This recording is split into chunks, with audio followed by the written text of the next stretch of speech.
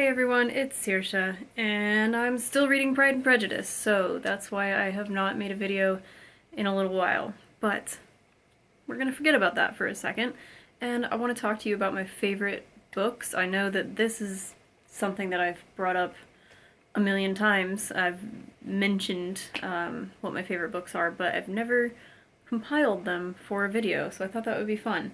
And I will do another one that talks about my favorite childhood books, because I realized as I was selecting these that that is a whole other ballgame and there are just way too many things to choose from.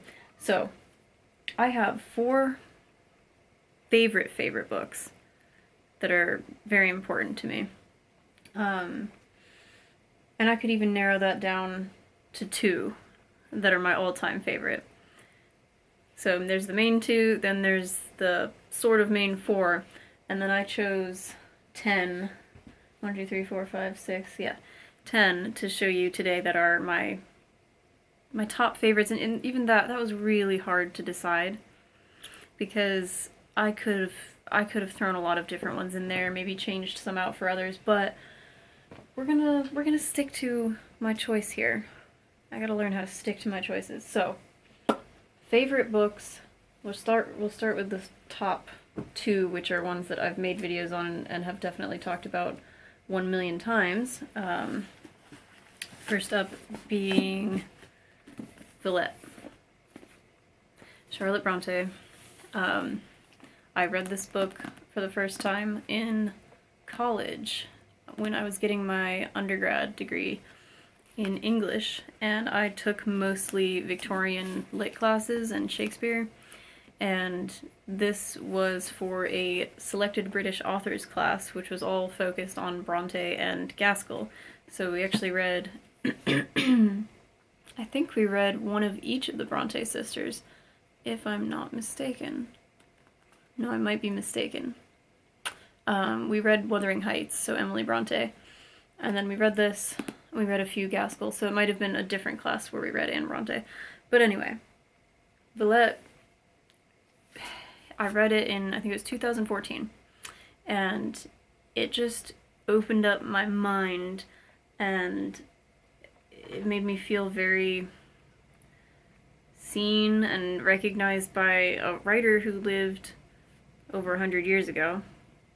And it instantly became very important to me. Every line was like something that just went straight to my core, and I just couldn't believe what I was reading. I was like, am I getting punked here? Because surely this can't be real. It is so poetic, so stunningly crafted. The way that Charlotte Bronte wrote her prose is just, it's unlike any other writer I have ever experienced. And you just can't really compare her to anyone. She has such power and such passion in her writing, and this, I just think, is the prime example of that. I like Jane Eyre as well, but you know, all her books are great. But Villette is just, it's on another level, and so I have a bunch of copies of it because that's what I do when it's my favorite book. I just sort of collect. I like this one with the deckled edges. And my most recent one, which was for grad school, and you can watch the video where I do, or I have 3 videos where I do a guided reading of Villette, and I use this edition, and there are a million things written in here and tabbed in here. I usually don't write in books, but I allowed myself because I have so many copies of it, and there was just so much to write, and then at the end of each chapter I would do like a little summary because there's just so much in there. And then the first copy that I ever had, it bears the scratch marks from my cat's claws. I can't remember which of them did it, but it's good memory. So my other favorite in the top 2, I always say that Villette is my favorite classic novel, and this is my favorite modern I guess at this point you'd call it a modern classic, The Perks of Being a Wallflower by Stephen Chbosky. And I did do a multi-part video on this book as well. I think it was 3 plus some video with discussion questions. I went ham on this 200-page book. This means so much to me.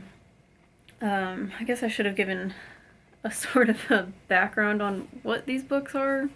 Villette is about a woman who goes to teach French in this sort of made-up Belgian town, and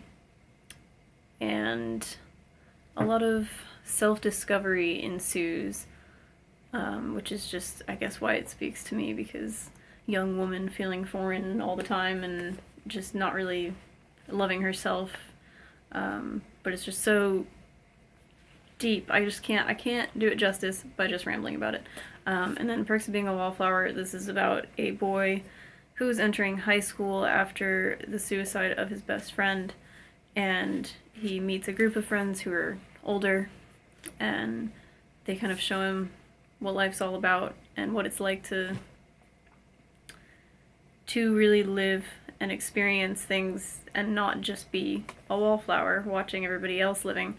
And that is precisely the theme in Villette, and the reason why I think these are my 2 favorite books, because they both deal with the same theme. While these are entirely different authors with different life experiences, obviously, they both deal with a main character feeling isolated in a new setting and having to learn the way that their brain works and why they see certain things the way they do and why they can't seem to grab on to life and really live it, why they're just sort of on the outskirts just watching everyone.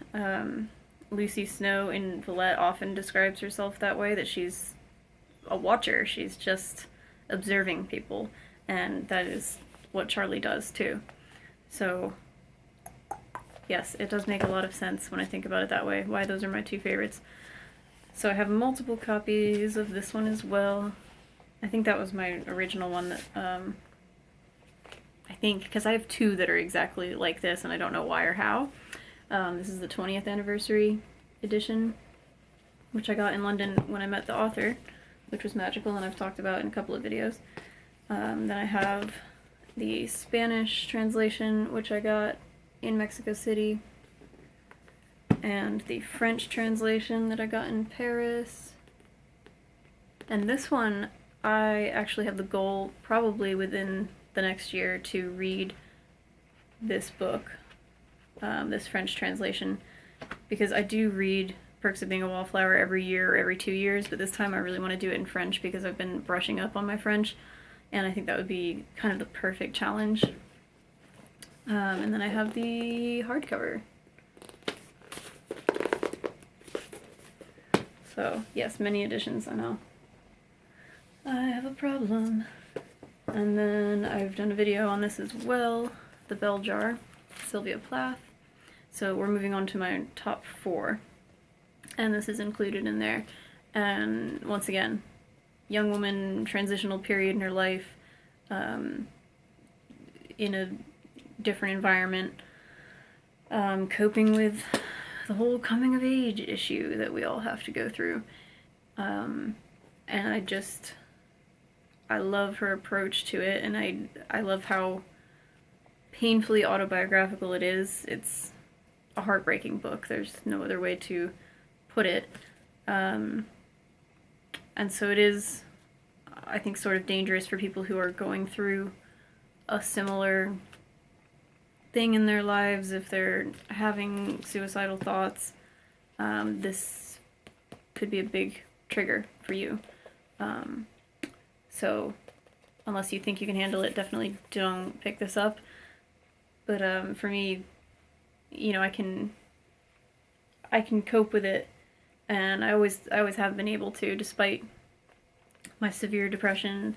I don't have trouble reading other people's accounts of their mental health struggles. And this is just such a beautifully written book, and of course it's by a poet, so you know that the prose is going to be very beautiful, even though it deals with a difficult subject. So, and it's set in the 1950s. So these are kind of all over the place. And then here's another edition. This is the first edition that I read. I think this is a sticker from Borders. Is that a Borders sticker? I miss Borders so much.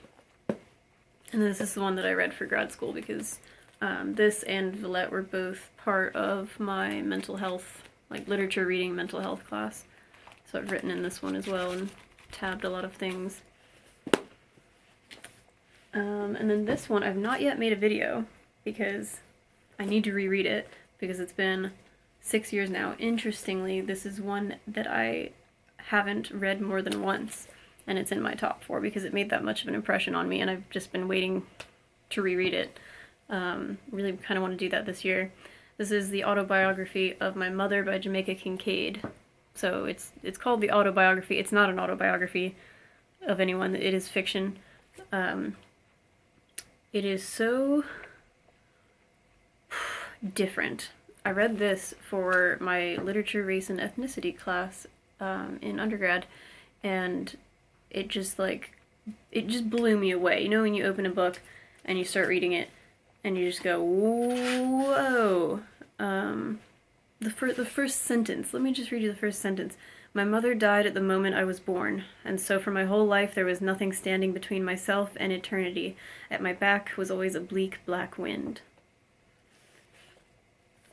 This book has no dialogue. There is some, I always forget what it's called, reported dialogue, where she describes words that were said by other people, but there is no line of dialogue in quotations in this book. It is just a first-person narrative, and I am obsessed. You'll notice all of these are first-person narratives. I sense a theme here. I just love being inside the character's head. I don't love it as much when it is reported to me by an omniscient narrator. I really just want to get in there. So it's the deeply charged story of a woman's life on the island of Dominica. She's the daughter of a Carib mother and half Scottish, half African father. She has to find her way on her own after her mother's death. The way it deals with family and girlhood and I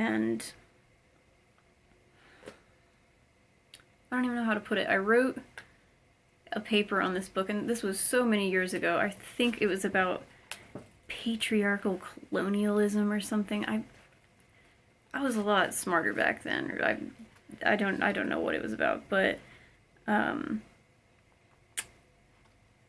colonization is a big issue in the book, and interactions between men and women, where obviously dealing with issues of misogyny, and how does a young woman cope with that when she's lost her mother and she's kind of got to figure out the world on her own. This was around the same time. This was actually, I think, only a few months after I read Villette. Isn't it interesting that 2 of these were books that I originally had to read for school? So they were assigned to me. This one and Villette were assigned to me and became 2 of my top 4 books. But this one and Villette, when I read those that year in 2014, I just something clicked where I thought, oh, I could write,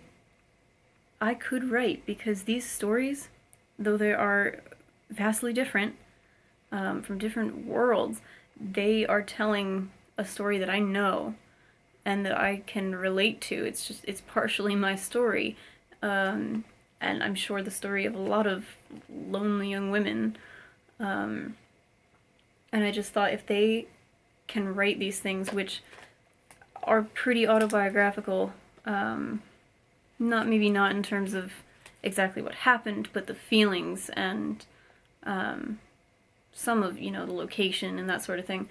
If they can do that, then maybe I can do it, and maybe I should, maybe I have to get this out there.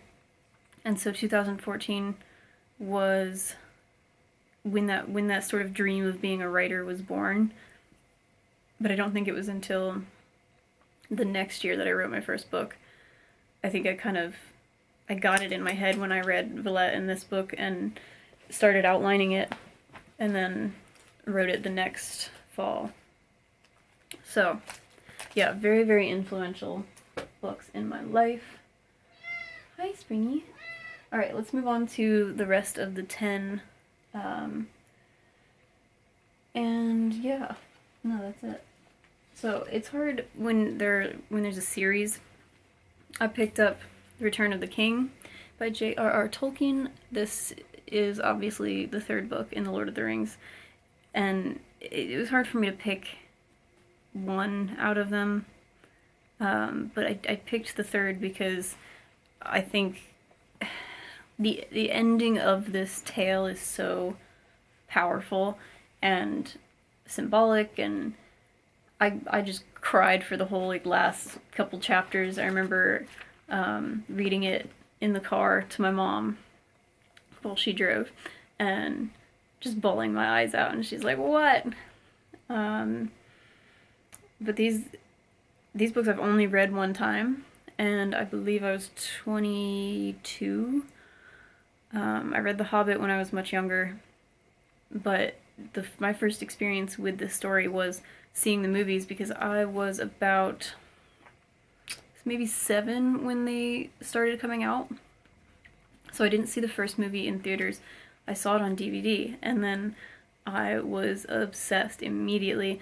Saw the second and third in theaters, and I was in 3rd grade, and I would carry these books around, these copies with the, they had just come out with the movie covers, and I'd carry them in my backpack to school, and never actually managed to read them. I was just too young, and then it got to the point where I was so obsessed with the movies, and I wasn't, I was so afraid that I wasn't going to fully get the books or read them at the right time. I wanted the perfect situation to sit down and read these books.